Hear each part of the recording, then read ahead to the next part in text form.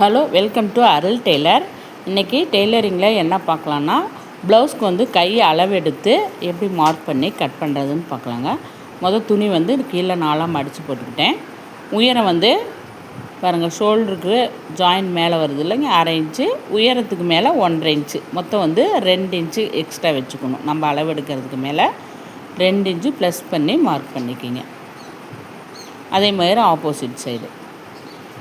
இப்போ நம்ம கை உயரம் மார்க் பண்ணதுக்கப்புறம் அந்த கை வளைவு போடுவோம் பார்த்திங்களா, அதுக்கு வந்து நம்ம லைனிங் ப்ளவுஸ்லேயே மார்க் பண்ணிக்கலாம். கீழே வந்து கை ஷேப் 1 இன்ச் வச்சு க்ராஸ் போட்டுக்கலாங்க. இப்போ எப்படி நம்ம மேல் கை அளவு எடுத்தோமோ அதே மாதிரி கீழ் கை அளவு. ஜாயிண்ட் தையலுக்கு ஒரு 1/2 இன்ச்சு விட்டுருங்க. கீழே மடிச்சு தைக்க 1.5 இன்ச்சு. அப்போ 2 இன்ச்சு ப்ளஸ் பண்ணி உயரம் எவ்வளோ வருதோ மார்க் பண்ணிக்கிங்க. இப்போ அது அப்படியே க்ராஸாக அந்த லென்த் எவ்வளோன்னு பாருங்கள், 9 இன்ச் வருது. அதில் பாதி 4.5 இன்ச் வச்சு ஒரு க்ராஸ் கோடு போட்டுக்கணும். பிகைனர்ஸ் கை வளைவு வரைய தெரியாதவங்க இந்த டிப்ஸ் ஃபாலோ பண்ணிக்கலாம்.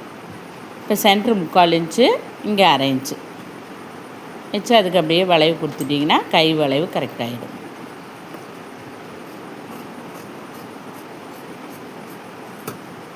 அவ்வளோதான், கை கட் பண்ணியாச்சு. கீழே ஷேப் வந்து கட் பண்ணிக்கணும்.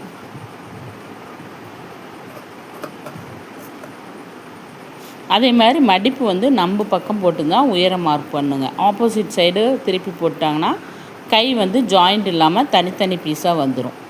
ஏன்னா 2ஆக மடித்து நம்ம பக்கம் உயரம் போட்டு மார்க் பண்ணிங்கன்னா தான் கரெக்டாக ஜாயிண்ட்டாக வரும்.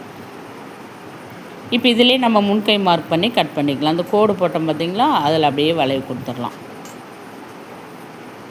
இதை அப்படியே கட் பண்ணிட்டோம்னா முன்கை கரெக்டாகிடும். நான் இன்றைக்கி வந்து 3 ப்ளவுஸ் ஒன்றா போட்டு கட் பண்ணியிருக்கேன், ஒரே அளவுனால். பாருங்கள், மடிப்பு நம்ம பக்கம் போட்டதுனால கை வந்து ஜாயிண்ட்டாக வருது.